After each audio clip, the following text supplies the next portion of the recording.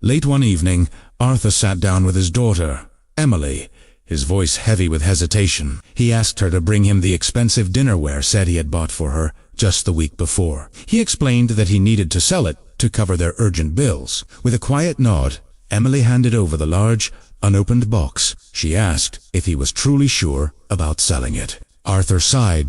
"Emily, I don't see any other way for us to get through the month." He took the box and disappeared into the quiet, chilly night. He walked through the suburban streets until he reached the home of a local shopkeeper. A young man named Leo answered the door. Arthur asked if Leo's father was home, but Leo explained his father was away on a business trip picking up inventory. As Arthur turned to leave, promising to return in the morning, Leo noticed the heavy box on the older man's shoulder. Sensing something was wrong, Leo asked, "Arthur, is everything okay? It's late. What's in the box?" Arthur admitted it was a high-end kitchen set he had recently purchased and was hoping to sell. Leo immediately realized the man must be facing a serious financial crisis to be selling his own household goods in the middle of the night. Displaying great maturity, Leo asked to see the set.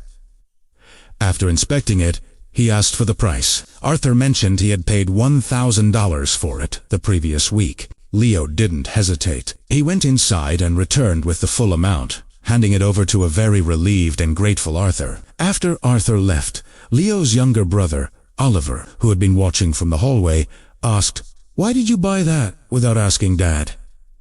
Leo didn't answer directly. Instead, he told Oliver to quietly follow Arthur home and see what was happening. Oliver followed at a distance and stood by Arthur's porch, overhearing the conversation inside. He heard Arthur telling Emily how heartbroken he was to sell the gifts intended for her upcoming wedding. Emily comforted him, saying, "It's okay, Dad.